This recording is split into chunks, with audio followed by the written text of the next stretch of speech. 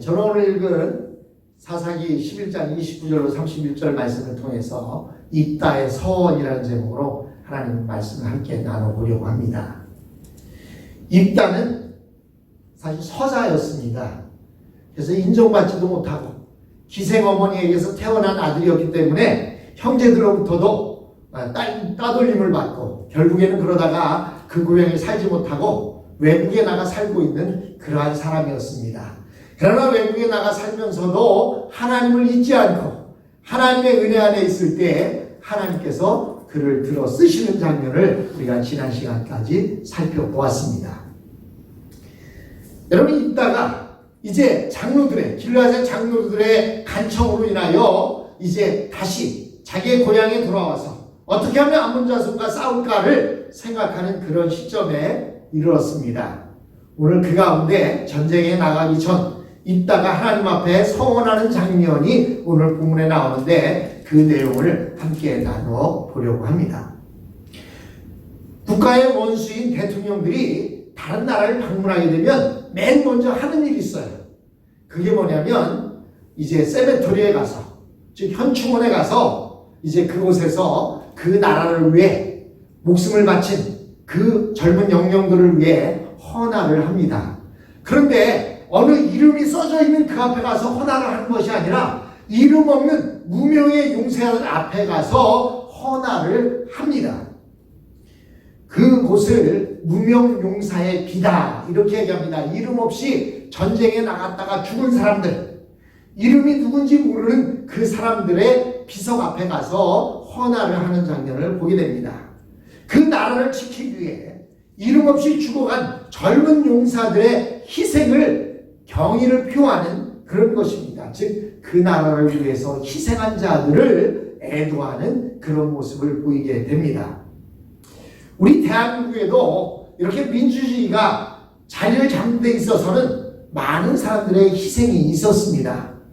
그 가운데 4.19 때, 여러분 4.19 아시죠? 여러분 때에는 4.19가 있었을 텐데 제 때는 4.19가 저는 없었을 때입니다. 마산에 김주열이라고 하는 청년이나 또는 80년대 군사 독재 시절에 박종철 같은 젊은 청년들은 어떤 의미에서 아무것도 모른다고 할 수 있는 그런 젊은 학생들이었음에도 불구하고 그들의 희생으로 말미암아 대한민국이 오늘날 민주주의가 정착되어지는 큰 역할을 감당한 것을 볼 수가 있습니다. 왜 그럼 제가 이렇게 이름 없는 나라를 위해서 희생한 사람에 대한 이야기를 하느냐? 오늘 본문에도 그 이름 없는 희생자가 나오고 있습니다. 길르앗 사람들에게도 이런 희생이 있었습니다. 그것은 바로 입다의 딸의 죽음이었습니다. 길르앗 사람들은 암몬 족속들의 침략을 받아 그가 망할 수 있는 위기에 처해 있었습니다. 그래서 길르앗 장로들은 기생의 아들로 추방했던 입다를 다시 불러서 자신들의 지도자로 삼았습니다. 입다는 암몬 족속과 싸우러 나가기 전에 하나님 앞에 한 가지 서원을 했습니다. 자기가 암몬 족속과 싸우러 나가서 살아 돌아온다면 자기 집에서 가장 먼저 나를 맞으러 나오는 사람을 하나님께 바치겠다는 것입니다.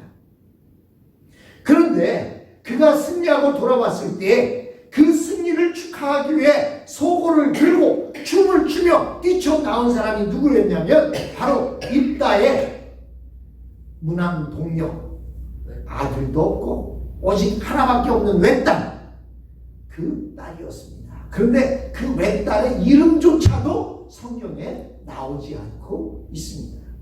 결국 그 딸은 아버지의 서원 때문에 죽어야 했습니다. 이것이 길르앗 사람들에게 있어서는 가슴 아픈 일이 아닐 수가 없었습니다.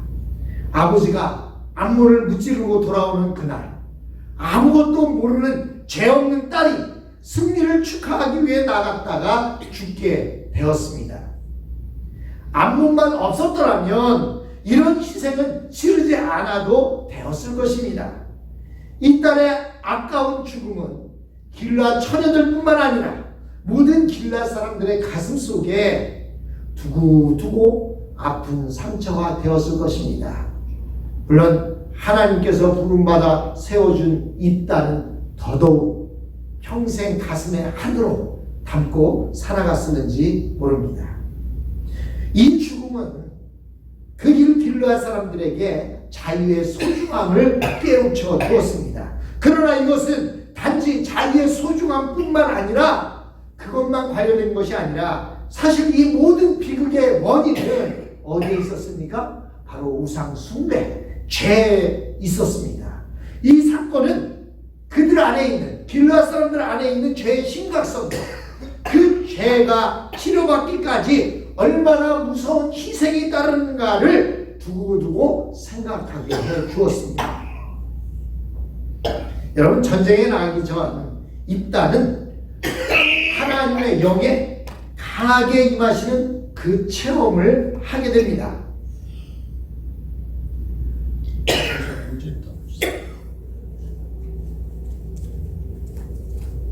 본문에 보니까 주님의 영이 입다에게 내렸다라고 성경은 말하고 있습니다. 주님의 영이 뭐예요? 바로 성령님이죠. 입다에게 성령님이 내렸다, 성령님이 임했다라고 이렇게 말하고 있습니다. 여러분, 전쟁에 나가기 전 이렇게 입다는 하나님의 성령에 강하게 임하시는 체험을 하게 됩니다. 우리가 그런데 사사기를 지금 계속 보고 있지만 사사기를 보다 보면 우리가 알 수 있는 내용이 하나 있습니다. 그것은 사사기에 나타난 사사들은 자기의 힘으로 전쟁에 나간 적이 없다는 사실입니다. 자기의 힘으로 전쟁에 나가서 승리한 사실이 없다는 사실입니다. 사사기에서 반복해서 나오는 내용은 사사들이 전쟁에 나갈 때마다 전쟁에 나가기 전에 어떤 일이 있었느냐면 성령이 강하게 그 사사들에게 임했다는 사실입니다. 여러분, 구약성경에서 사사기만큼 빈번하게 성령의 기름 부음과 역사에 대한 말씀이 나타나는 곳이 없습니다. 사사들은 자기의 힘으로 나가서 싸운 것이 아니었습니다. 성령의 능력이 임하기 전에는 그들 역시 우리와 똑같은 그런 보통 사람들이었는데, 그런데 성령이 그들을 완전히 바꾸어 놓았습니다. 미련한 자를 지혜롭게 만드시고 비겁한 자를 용기 있게 만드시고 무능한 자를 엄청난 권능의 옷으로 입혀 주셨습니다. 사사기는 바로 오늘 우리 교회의 시대를 보여주는 말씀입니다. 오늘 우리 그리스도인들이 이 세상에서 이기는 힘 또한 내 힘이 아니라 성령의 능력에서 나온다는 사실입니다. 내 힘으로 이 땅을 살아간다면 우리는 날마다 넘어지고 쓰러질 수밖에 없습니다. 오늘을 살아가고 있는 우리 그리스도인들이 이렇게 살아갈 수 있는 것은 바로 오직 성령의 능력으로 우리는 이 땅을 살아가고 있는 것입니다. 우리는 사실 무능하고 걱정 많고 비겁한 사람들입니다. 그러나 하나님의 손에 붙들리기만 하면 도저히 상상할 수 없었던 엄청난 일을 능히 감당할 수 있는 존재, 바로 우리 그리스도인인 것입니다. 길앗 장로들이 입다를 찾아서 데려온 이유가 바로 여기에 있습니다. 그들은 아무리 이기기 힘든 전쟁이라도 하나님이 세우신 사람이 그 사람을 내세우기만 하면 반드시 이긴다는 믿음이 길앗 장로들에게 있었던 것입니다. 하나님이 기름 부어 세운 하나님의 사람이 앞장서서 나간다면 이 전쟁에서는 승리할 것이다. 이 전쟁은 우리의 힘으로는 이길 수 없지만 하나님이 함께한다면 우리는 반드시 승리할 수 있다라는 그 믿음이 있었기 때문에 입다를 데리고 온 것입니다. 그들은 무려 18년 동안이나 암몬 사람들에게 학대와 착취를 당했고 이제는 아예 삶의 기반 자체를 빼앗아 버리겠다고 전쟁을 일으키고 있는 그 마당에 길르앗 장로들은 하나님께 기도하며 생각한 것이, 이렇게 암몬 족속이 우리를 18년 동안 학대하고 우리를 이제 착취했다 할지라도 하나님이 준비한 사람, 그 사람만을 찾아낸다면 우리는 반드시 이 위기에서 이길 수 있다라는 확신이 들었던 것입니다. 그래서 그들은 입다를 찾아서 데리고 온 것입니다. 이 신약시대, 오늘을 살고 있는 우리가 가지고 있는 믿음은 무엇입니까? 내가 아무리 연약하고 학벌이 없고 알아주는 사람이 없다 해도 일단 하나님의 손에 붙들기만 하면 못할 일이 없다는 것입니다. 그러므로 우리에게 가장 중요한 것은 하나님이 나를 붙들고 계시냐 아니냐라고 하는 사실입니다. 주님이 나와 함께하고 계시느냐 아니냐, 그것으로 판가름이 된다는 것입니다. 우리는 나를 향한 주님의 뜻을 확인하고 주님의 손에 온전히 붙들리기 위해 우리는 오랜 시간에 걸쳐 연단을 받습니다. 이렇게 연단을 받다가 일단 하나님의 뜻이 확신이 되어지면 그것은, 그 전쟁은 끝난 것과 다름없습니다. 그때부터는 내 힘으로 싸울 필요가 전혀 없기 때문입니다. 상상할 수 없는 하나님의 힘과 능력이 나를 통해 나타나게 되어 있습니다. 그러나 오늘 우리가 읽은 말씀의 주안점은 입다의 승리에 있지 않습니다. 입다는 암몬과의 전쟁에 나가기 전에 하나님께 한 가지 서원을 합니다. 이것이 문제입니다. 그때 입다가 주님께 서원하였다. 하나님의 암몬 자손을 내 손에 넘겨주신다면 내가 암몬 자손을 이기고 무사히 돌아올 때 누구든지 내 집 문에서 먼저 나를 맞으러 나오는 그 사람은 주님의 것이 될 것입니다. 내가 번제물로 그를 드리겠습니다 라고 이렇게 사사기 11장 29절로 31절에 말하고 있습니다. 여기서 중요한 것은 왜 입다가 전쟁에 나가기 전에 하나님께 서원을 했을까라고 하는 것입니다.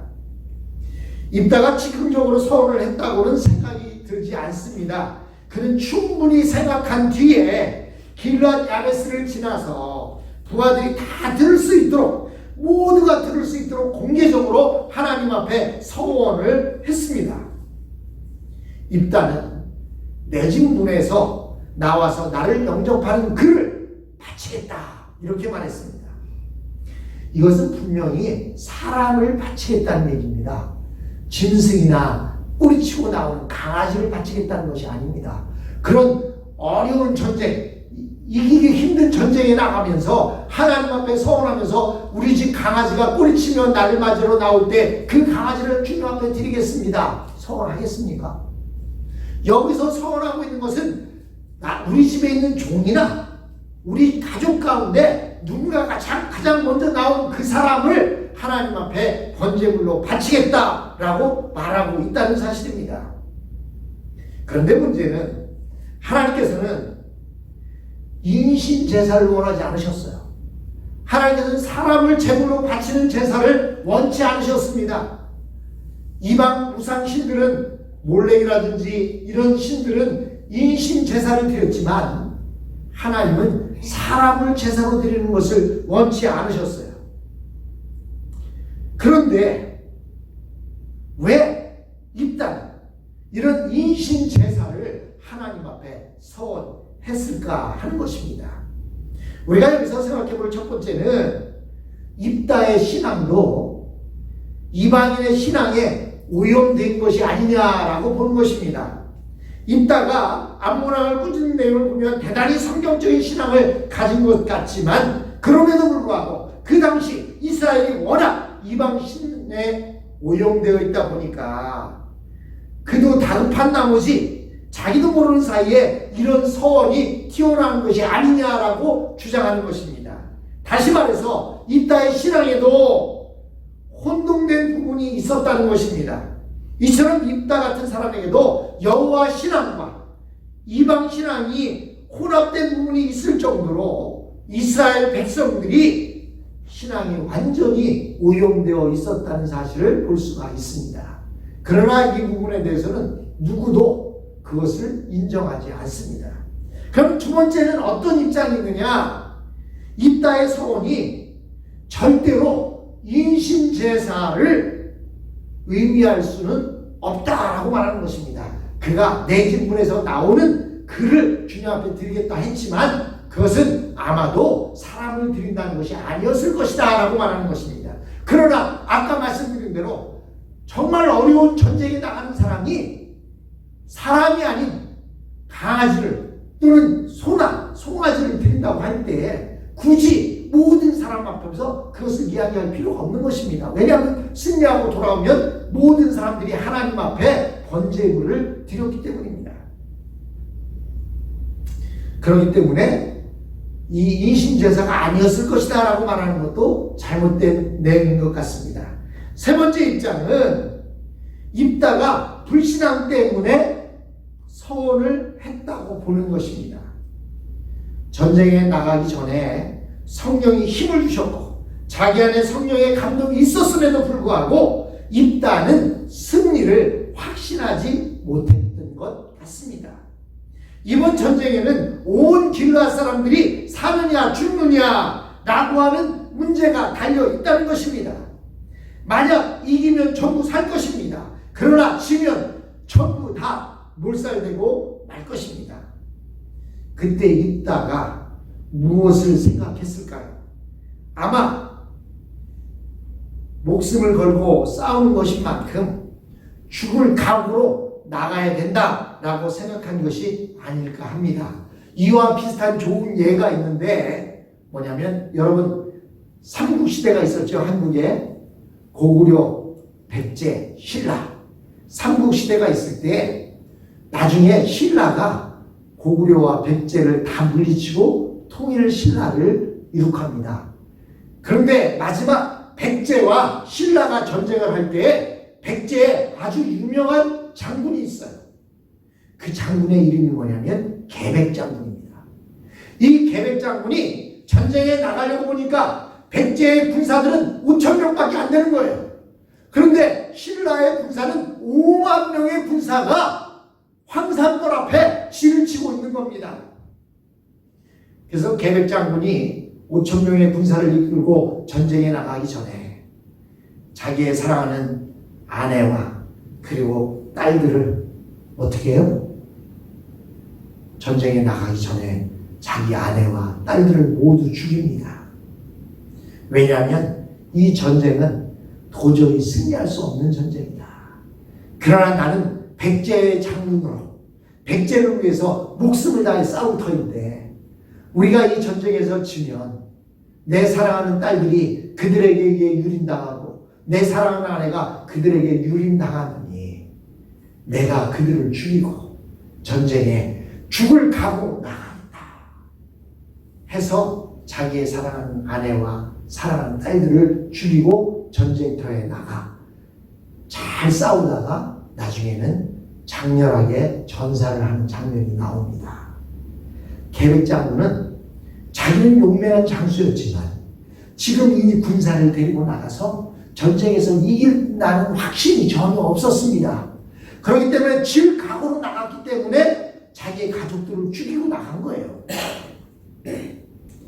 여러분, 저는 입다의 마음이 이 계백장군의 마음과 비슷하지 않았을까라는 생각을 해보게 됩니다. 그는 전쟁에 나가면서 물론 하나님의 영이 그에게 임했지만 확신이 없는 거예요.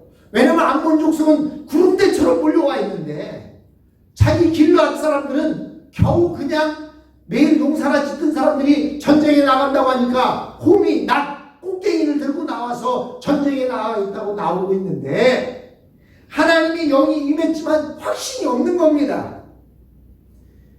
그래서 그를 자꾸 괴롭히는 게 뭐예요?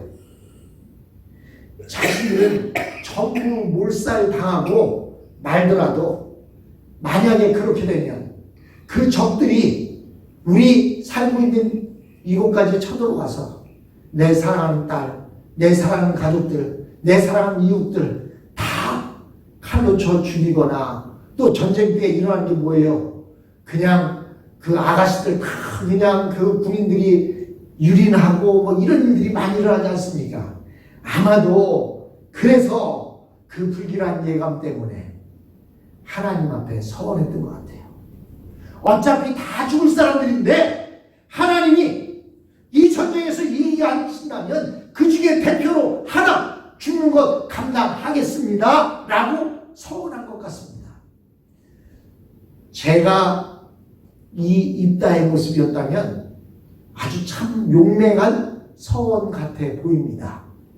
왜냐하면 하나님, 우리가 이 전쟁에 도저히 우리의 힘으로 싸워서 이길 수 없는데, 그렇다면 우리만 죽고 마는 것이 아니라 내 가족들도 다 유린당하고 다 죽을 수밖에 없는데, 만약에 그런 와중에라도 하나님께서 이 전쟁에서 승리하게 해주시면 한 명 정도 하나님 앞에 못 드리겠습니까? 내 가족 가운데 한 명 하나님 앞에 바치겠습니다라고 이렇게 간절한 마음으로 하나님 앞에 서원한 것이 아닌가 생각합니다. 물론 이것은 이상하기 짝이 없는 논리입니다. 그러나 자기가 전쟁터에서 살아올 가능성도 없고 남은 가족들도 살릴 가능성이 없는 입장에서 본다고 한다면 전부 다 죽을 수밖에 없는 이런 상황 속에서 승리라는 엄청난 기적과 행운을 얻을 수만 있다면 무슨 일이든 못하랴라는 비장한 생각을 했을 수 있다는 생각이 드는 것입니다. 즉 자기 집 식구 하나를 희생시킴으로써 길러한 사람 전체를 살릴 수만 있다면 기꺼이 그렇게 하겠다는 생각을 했을 수 있다는 것입니다. 하나님, 이번 전쟁에서 우리가 살아남을 가능성은 조금도 없습니다. 전쟁에 나가면 우리는 다 죽습니다. 그리고 여기 남아있는 길르앗 사람들도 모두 다 죽을 것입니다. 그런데 만일 우리 가족 중 한 사람이 희생됨으로써 길르앗 사람 전체가 살 수 있다면 기꺼이 그렇게 하겠습니다.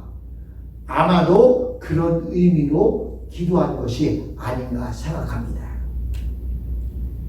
물론 이런 서원은 불신앙에서 온 것은 맞습니다. 입다는 자신이 하나님의 택함을 받은 사람이며 하나님의 성령이 함께 하시는 이상 아무리 억센 적이라 할지라도 이길 수 있다는 믿음이 있어야 했습니다. 그러나 그의 마음에는 이런 믿음이 없었습니다. 불길한 생각이 자꾸 그의 마음을 지배했던 것입니다. 그래서 결국 입다는 시키지도 않은 조건부 소원을 하고야 말았던 것입니다. 사랑하는 성도 여러분, 성령이 함께 하시면 우리는 이런 조건부 소원을 하나님 앞에 드려서는 안 됩니다. 우리는 하나님이 함께 하신다는 확신만 있으면 우리는 어떠한 어려운 시험과 난관이 온다 할지라도 우리는 능히 헤쳐나갈 수가 있습니다. 그런데 우리가 하나님을 믿지 못하고 하나님의 성령의 능력을 믿지 못해서 불신앙 가운데 우리가 이런 서원을 하게 될 수 있다는 것입니다. 오늘 본문을 통해서 우리가 깨달아야 하는 것은 하나님은 인신제사를 원하시지 않는다는 것과 또한 하나님께서는 하나님의 영이 임한 자들은 우리의 힘으로 싸우는 것이 아니라 하나님이 싸우시는 것이기 때문에 하나님의 성령이 우리와 함께 하시면 나는 능히 이긴다라는 확신을 가지고 우리는 이 땅을 살아가야 합니다. 믿음 없는 그런 사람들처럼 두려워하고 걱정하고 또 근심하는 그러한 우리의 모습이 아니라 주님, 나는 주님이 힘주시면 능치 못함이 없다라고 하는 그 믿음을 가지고 이 땅에서 승리의 삶을 살아가는 저와 여러분이 되었으면 합니다.